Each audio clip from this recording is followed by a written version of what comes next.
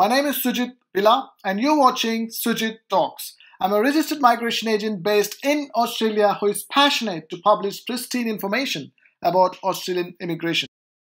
Stay tuned for more videos by subscribing to Sujith Talks on YouTube and clicking on the bell icon. For some interesting news stories on Australian immigration, like my page Sujith Talks on Facebook. This video is about a discussion paper on Australia's 2019-20 migration program, which I've read yesterday. That is on 21st December 2018. And this is also asking public opinion, so it's like a public consultation paper. You can actually make submissions after reading this paper. So I'm going to talk about 10 important things I have picked up from the discussion paper and would strongly recommend you to read the discussion paper in full. I'm going to put a link in the video description below where you can go and read the discussion paper. So the 10 important things I'm going to talk about in this video will help you write a submission to the department. Especially, I'm talking about IT professionals. You guys have to write to the department, tell your opinions, because there's no point in discussing on forums when those comments that you make are not read. Now it is time that you make submissions directly to the department, say how important it is for Australia to get IT professionals and see that they are taking Australia forward. When Australia is talking about digital transformation, it should definitely invest more time and money in bringing in IT professionals and choosing the right guys in its model skill select. So before I get there, before I give my recommendations, some of them after reading this discussion paper, I would like to read out the 10 important things that I've picked up. The first one, particular areas of focus to inform the 2019-20 permanent migration program are on maximizing the benefits of immigration for all Australians. So the discussion paper is talking about maximizing the benefits of immigration for all Australians. So it wants to include all Australians in this discussion about Australia's 2019-20 migration program, because it feels that some Australians are left out in the migration policy and some of them are not satisfied. That is why this regional Australia thing was part of election campaigns, and it was one of those election issues. And talking about elections, you have to read this discussion paper keeping in mind that there are two elections, very big ones, coming up. One was already finished, Victoria state elections in November 2018. Now there are two big ones. One is New South Wales state elections, where migration will be one of those election issues, perhaps one of the most important issues that New South Wales is facing.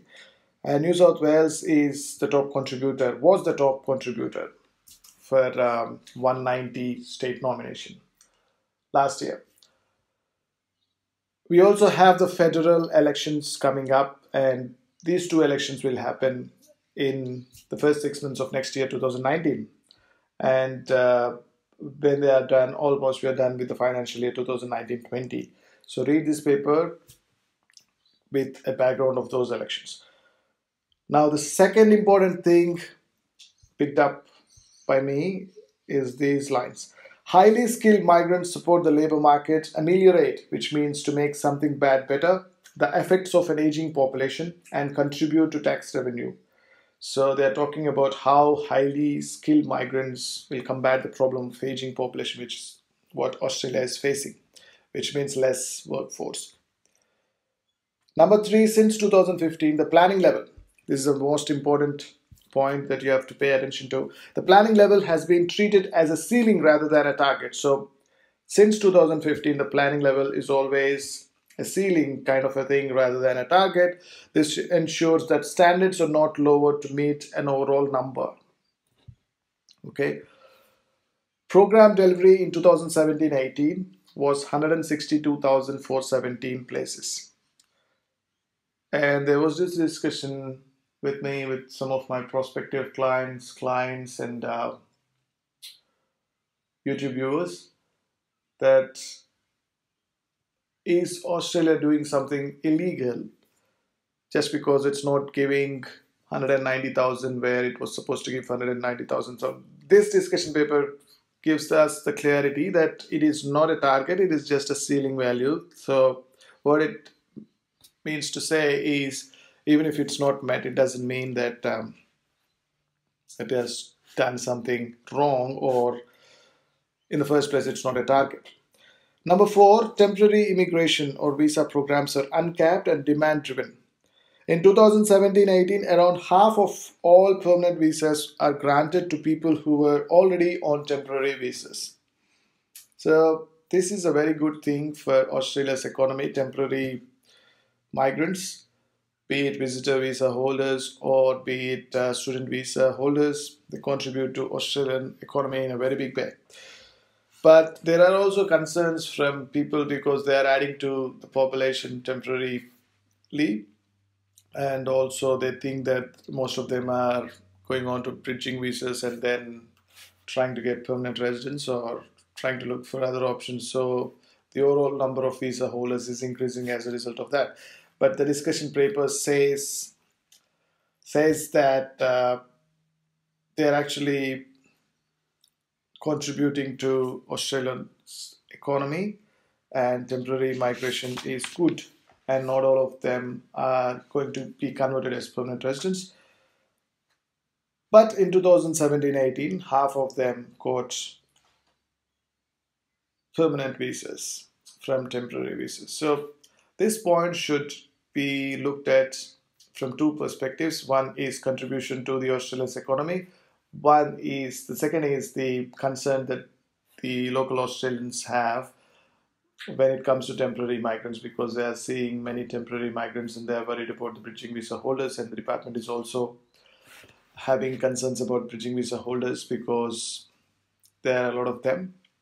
And that is why when it comes to overseas applicants and onshore applicants, obviously in some visa types, although it's not a policy or it is not publicly mentioned in most of the times, but there's a view that they will give more importance to overseas applicants. For example, a partner visa application which is supposed to be lodged overseas because the partner is overseas.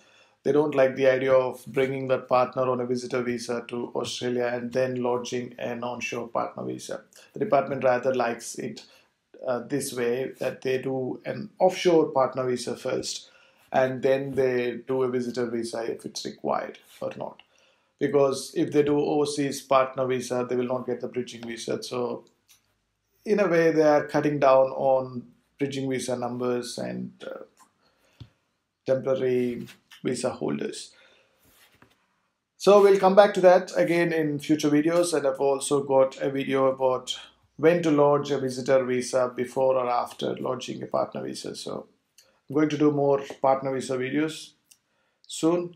Now going back to the 10 points. Now the 5th point is, since 2013, the government has committed that no less than 2/3 of the total program will be made of skilled migrants. This means that the majority of the permanent migrants contribute significantly to the economy.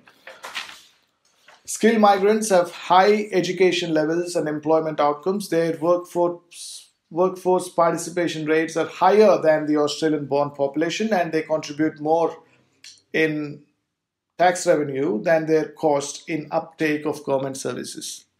So he who is talking about migrants taking up government services and costing it the Australian community, he or she who says that is a bullshit artist, because the discussion paper clearly says that look, skilled migrants have contributed more tax-wise, and they're not really taking a lot of government services if you compare to what tax they are paying.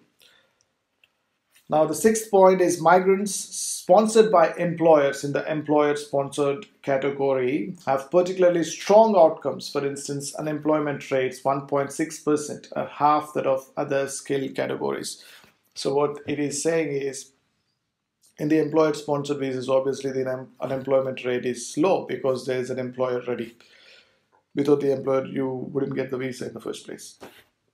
So when you compare employer-nominated visas with the other skilled visas, such as independent or state-nominated, you wouldn't have an employer ready. You have to look for an employer. So comparatively, employer-nominated visas will have low unemployment. Migrants, this is 7th. Migrants generally settle in Australian capital cities. In 2016, 83% of the overseas born population were living in capital cities compared with 61% of the Australian born population. And most of them are in Melbourne and Sydney, which means most of them are in New South Wales and Victoria. That is why there is this discussion about regional Australia and people or migrants to be forced to live in regional Australia. Although this is not legislated yet, but there's still discussions going on about this.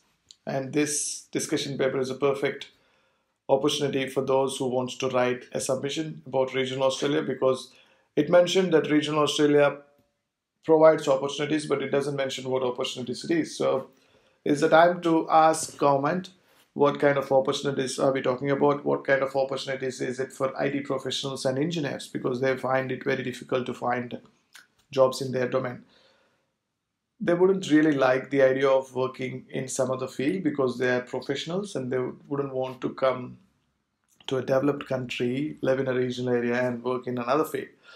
They would probably be happy to live in a regional area even if they don't like it, provided you provide them with job opportunities. So we are talking about new infrastructure to be set up. We are talking about infrastructure. When I talk about infrastructure, I mean both. One is the new companies for IT and engineers, and especially those two professions.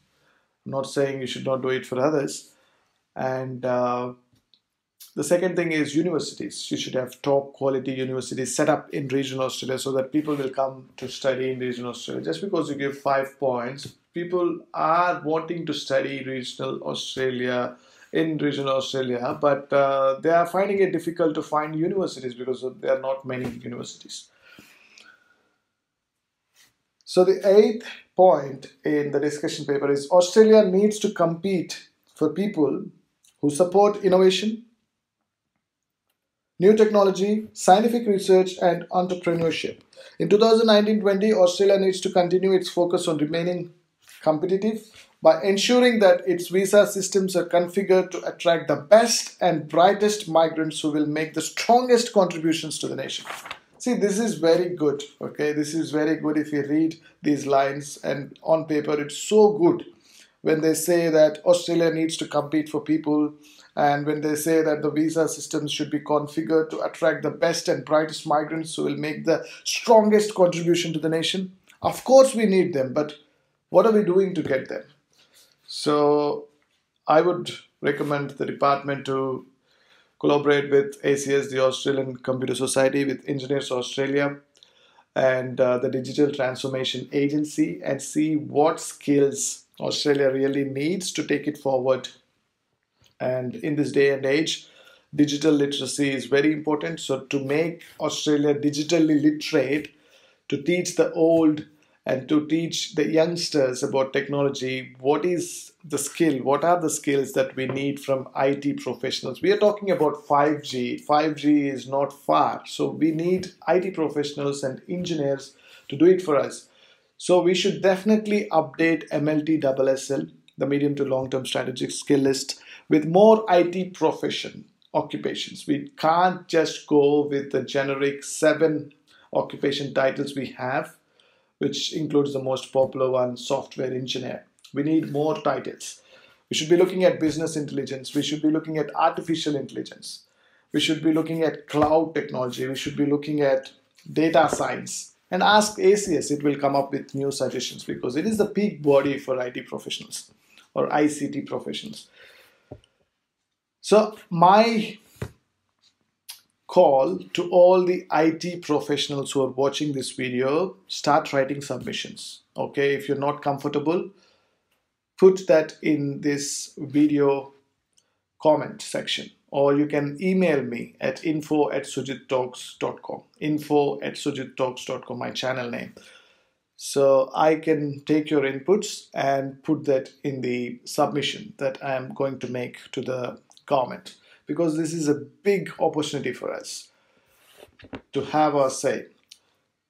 Number 9, there is now a greater proportion of high-risk cases across the immigration programs which require increased scrutiny, including greater character checks to ensure that Australian community is protected. So this is about character concern, it's about police clearances, it's about convictions, and that's why it's very important to disclose everything, especially if you're doing a visa application form. 80 is one of the most important documents. Number 10, migration program outcome in 2017-18 is 162,417 against the planning value of 190,000. Like discussed before, it is not a target, it's rather to be seen as a ceiling value. But what could happen in 2019-20 in the next 6 months? When there are two big elections like I have discussed before. What about regional Australia migration? Why is South Australia not giving nomination for high points? Why is it not treating IT professionals in a different way and giving them special privileges? And why the department is not giving exemptions to IT professionals who have a lot of experience. For example, somebody with 8 years or more experience, you're giving them 15 points. And why don't you give exemptions to them in English language? Do you think they are doing programming in a different language than English? Or do you think that they are not competent? Okay, if you think that they are not competent, maybe an English test to check their competency is fine. I'm fine with that. So ask them to get 60 each in IELTS or 50 each in PTE. But why do you want IT professionals to go for a test and get 7 each or 65 each in IELTS or PTE? They don't have to be proficient and they don't have to be having superior skills. If you do all of this, you're missing out on the right talent.